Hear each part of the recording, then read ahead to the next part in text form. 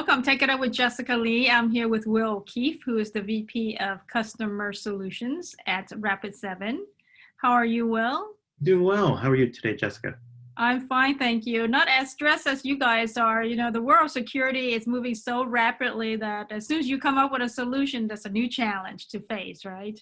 Yeah. It's, every day it gets more and more challenging. And, if you just even think of COVID, even the hackers have changed their posture where attacks that people weren't considering, 6, 9 months ago, the hackers have adjusted. So the world of security has to adjust. So, it's our job as a security company to come up with the innovations and the secure solutions that help our customers, get that peace of mind at night while, they don't have to worry about the next thing coming up. That's our job to worry about, and we give them the tools to prevent it. Yeah, so I think that when we look at the world of security, we think about, okay, these people have to come up with answers constantly with the new challenges they face. So how can they keep up? I just feel like, where do they learn and be able to come up with answers to solve the challenges if they're just overwhelmed with all these other tasks that they're trying to do? Yeah. So I think, your average security professional is probably underinvested in many respects. Even large companies, they're working with a small group of people who are responsible for security. So, it's really hard for them to reach out. And there's a lot of resources out there. There's government resources, there's trade resources, et cetera. But all they do is inundate you with information. And then God forbid you have what we call a celebrity vulnerability come out, something that's going to, affect in potentially a very bad way a lot of your core systems. How can they react quickly? How can they have the confidence that it's that their systems are going to be protected against this attack? Because the minute it's public, someone is looking to exploit it.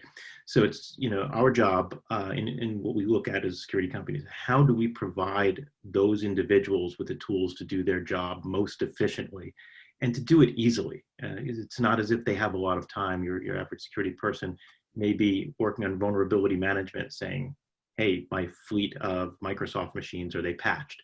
They may also be double timing it to do compliance and get a PCI audit completed. So it's not as if they have a lot of time.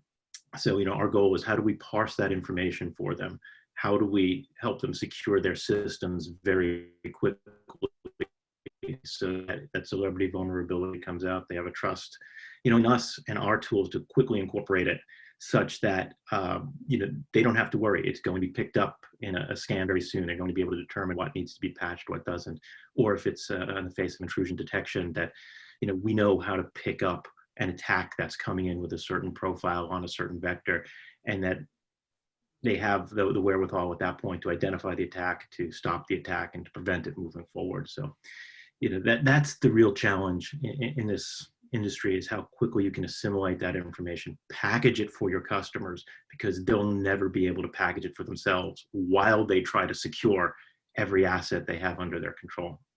Yeah, and I feel sorry for them, because I feel like they're under pressure to solve problems, and then they've got managers who are putting pressure on them. And at the same time, it's just like, it's so overwhelming with all of the new challenges. That friction between the manager and the subordinate who's trying to do the job. Yeah, there's a constant friction there too, because you may have a situation where a PCI compliance audit is due, and then you have to run the reports for that. At the same time, you may also have to worry about a new vulnerability that comes out, because vulnerabilities, they don't care when your report is due. They just happen. So as they come out, these people have to process, and their managers constantly putting some pressure on them, especially if you're in an organization where you have a lot of regulatory pressure. So if you look at somebody who's in a financial services industry, or someone who's under a HIPAA compliance restrictions, they're constantly being checked. So their managers are under pressure to make sure that they're secure, because the last thing they want is their business to show up on the 5 o'clock news for the wrong reason. So at the same time, they're putting pressure on their teams, and it's, better, faster, quicker. And, that is one of the big challenges we try to solve in security is, time is precious, and they don't have a lot of it. And once they're attacked, they don't get that time back.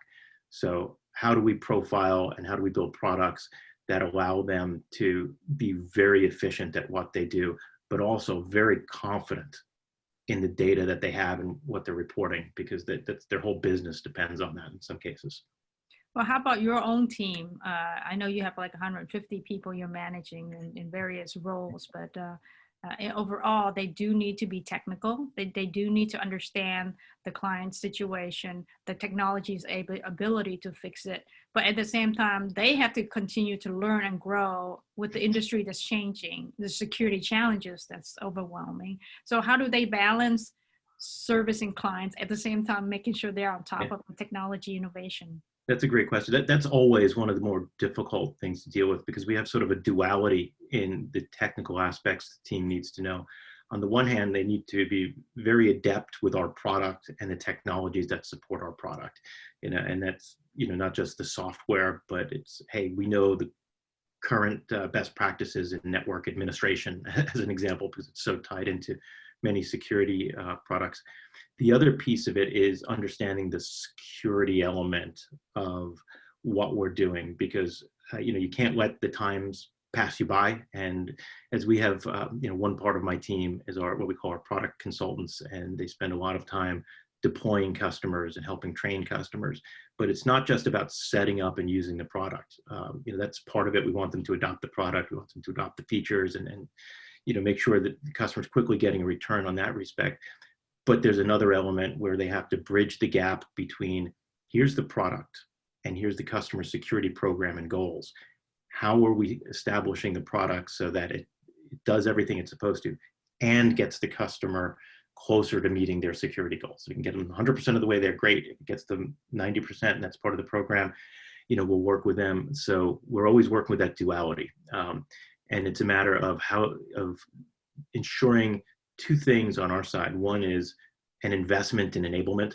So, one of the things that we do is pull some folks out of the line on a very regular basis, with a bit of a Top Gun mentality. These are folks who have done a really good job, and, instead of burning them out by continuing to work, it's bring them out, train them a little bit, get them to learn new techniques. As an example, over the last year, we've put a lot of effort into learning more and more about cloud solutions. So whether it's in AWS or in Azure, and how does security relate to those solutions, and how does our product relate to that?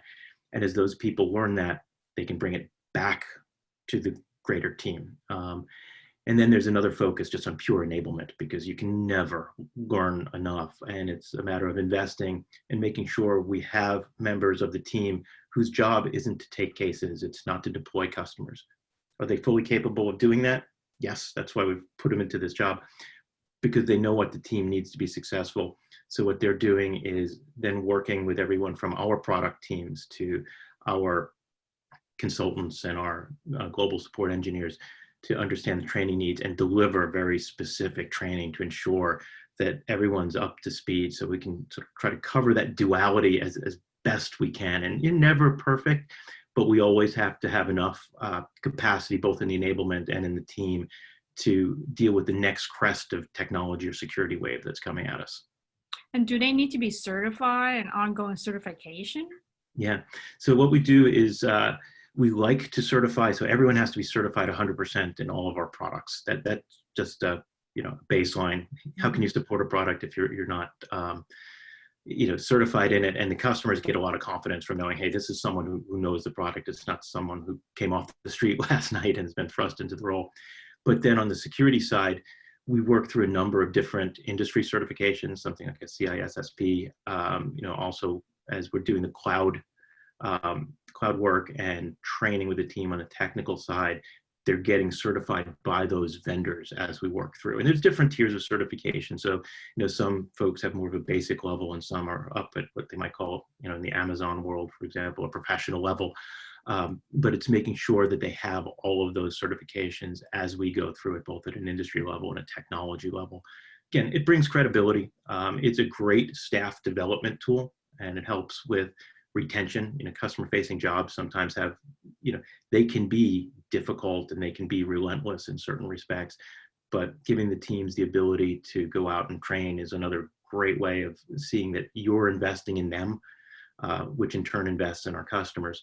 but at the same time, it makes them feel good because they're learning something new and they can always continue to move to the next level. And it's not just a grind for them. Do you set up in a way where there's like pairing of the experienced person with the newbie on the team, some kind of mentoring program to share that technical knowledge? Yes, yes, definitely. So I talked a little bit about the Top Gun mentality a little bit earlier. So what we've done as an example in our support teams is we've gotten rid of the standard level 1, 2, 3 support. What we found is that typically pushed the resolution further away from the customer, which was the primary piece. It just made it harder for them to get access to knowledge. But what it also did is it put barriers between the teams and the learning. Artificial and there were processes that just made it very difficult for the teams to interact. So instead, we broke it down and we put the teams into what we refer to as pods.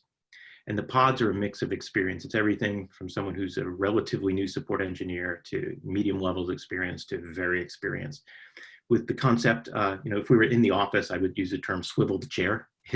Now it's more go into the chat or the Zoom with your teammates, but it gives everybody a predetermined reference group to work with. And the more experienced members in the team, while they're also taking more difficult, challenging customer cases, big part of their responsibility is up-leveling the skills of the whole group. So that rather than me taking a case and not understanding anything that's going on and just saying, well, it's hard, so I'm going to give it to someone else, which is no way to learn, I can still own it and benefit from the experience of this mentor who's working with me to help me through the case, understand what I have to do without me giving up ownership, without him taking it over. So it's helped a lot in terms of our up-leveling of the team and their ability to get around and address customer issues much faster. I see. So it's actually something that makes the employees happier. They're growing, they're learning, but also the customers are happier because it's resolving issues faster. Yeah, absolutely. Yeah. So, what we're really trying to focus on is how quickly can we successfully, and I'll underscore the successfully, resolve a customer issue. It's not about quickly closing it on a customer, but it's about how do we get you to your happiest point the fastest so that, your feeling when you walk away is Rapid7 had my back, they had my best interest, and boy, they worked as quickly as they could to get this done. Most smart and they understand that some issues are more difficult than other issues, but in every case we want to progress it along faster. So with that, if it gets in that level 1 and someone's just staring at an issue and not understanding it, the problem is it may sit there for a couple days before a manager or somebody else highlights it and they move it to the next level and the next and next. With this, it really is literally hit someone up in Slack or swivel the chair when we're in the office and say, hey Keith, can you help me? And then, Keith can come, look over the shoulder and provide all that information to his teammate or podmate, which makes a really big difference. And I think it fosters a much more collegial attitude in the team, so a bit of an esprit de corps. And I think that just pays forward. It pays forward in how we work with our internal stakeholders, and it certainly pays forward in how we work with our customers, because it doesn't make them feel like they're out of the loop either. Okay, so right, that's a great story there, and I appreciate you sharing that. Definitely sounds wonderful because it's got a positive outcome for multiple parties here. What challenges are you facing now that we have more security challenges than ever, with people working from home, a lot more digitization of everything we do. So there's just more opportunities to hack. At the same time, you're managing teams who are all remote now. Yeah, and I think, those are two of the real keys. And I think the word that goes in the middle of all of it, it's scaling. It's a different way to scale the team when everybody's remote. It's one, knowledge sharing, interaction, even learning and enablement is much easier when you have, 20, 30 people in a location that can work together and stare at each other every day. To how do you continue to scale the knowledge we need? Because as the security world adapts, one of the things, our product teams aren't slowing down. They're still continuing to build out product, and we're a multi-product company. So as a result, multi-products, there's multi-features that are coming out. How do we absorb that? How do we reflect that back to our customers at the same time and make sure it's effective, across all those? So that's probably the biggest challenge we have. It's the scaling factors have changed. That even if the number of people didn't change, the way we need to interact, the way, even as you and I look at each other over Zoom here, if we were training, is everyone absorbing everything the same way? Am I sure that there aren't questions that are unasked, where sometimes in the room, the body language is a little more clean and easy to read. So that's one really big challenge for us. It's being able to ensure that enablement, ensure the team is up to speed, ensure new people starting on the team. Now, it's a really different way to start when you never move into an office. You're basically sent a laptop and you're working from home for the first couple of months.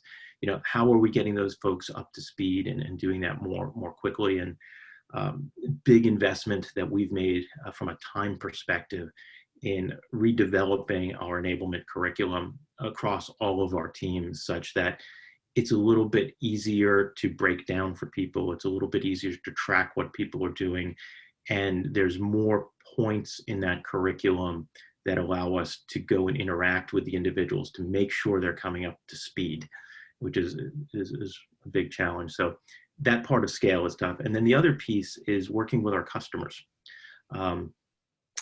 Customers face the same things a lot, that you may face at home as well. They have school-age children, so their day may not be 9 to 5 anymore.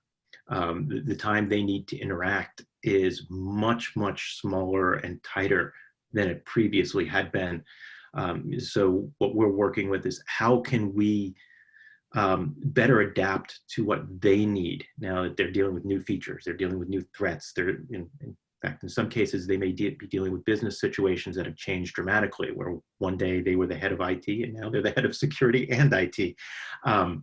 That's unfortunately not an unusual circumstance that we've run into. So we've got to be a little bit more interactive, a little bit more on demand as we work with customers. So we're trying to promote a lot of features and functions, not just within the product, but within our own service, that allow the customer to say, hey, understand, we're there for you. Whether it's a scheduling application that we have within our support portal, so that we might not be available every time a customer wants, on a truly on-demand basis, but we do want to give them the ability to say, when you're ready to talk to us, maybe you have to put the kids to bed first, you could set up a call and, one of our teams is going to be online and we can make sure that we have that conversation.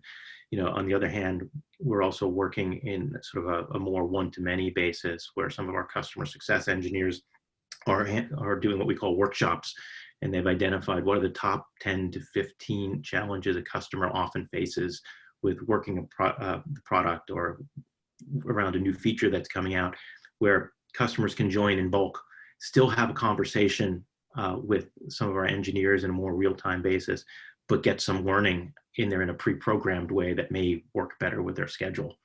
In addition to, the traditional interactions, but we're trying to be a little more innovative relative to understanding their time. That's one of the big challenges. It's the customer's landscape has changed, and if we don't adapt to it, that's going to be our problem, not theirs. So.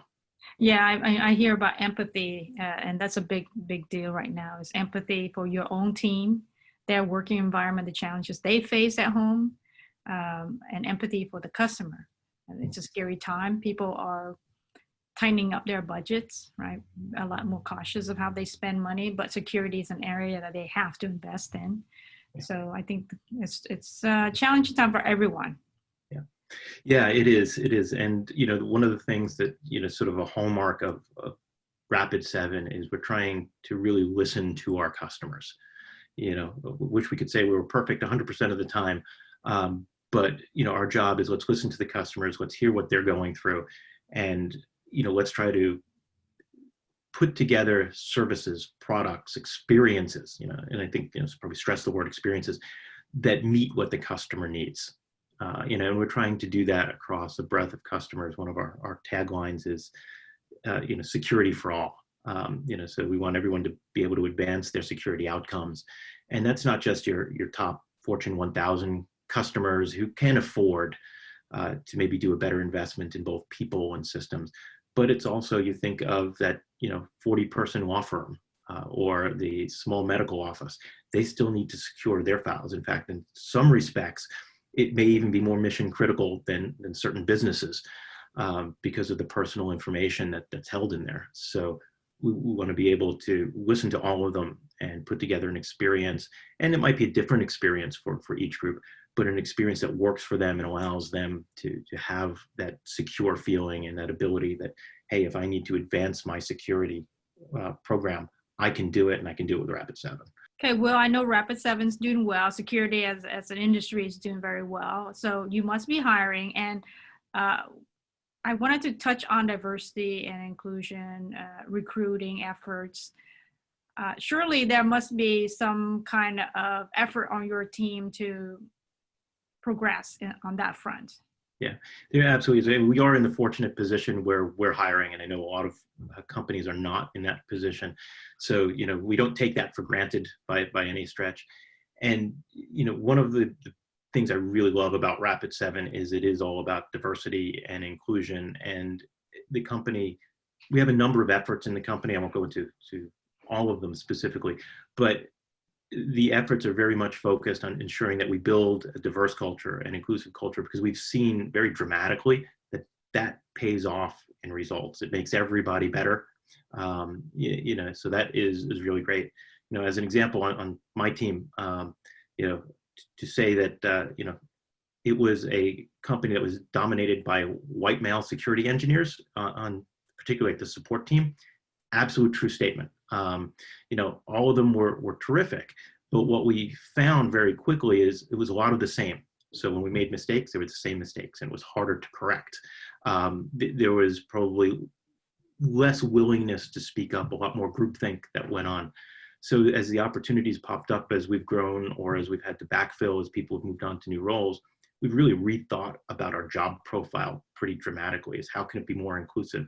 Because a security profile, a lot of times, especially with Rapid7, what it would do is, I want to be a penetration tester. And you would get, again, a lot of white males who want to be penetration testers coming into support.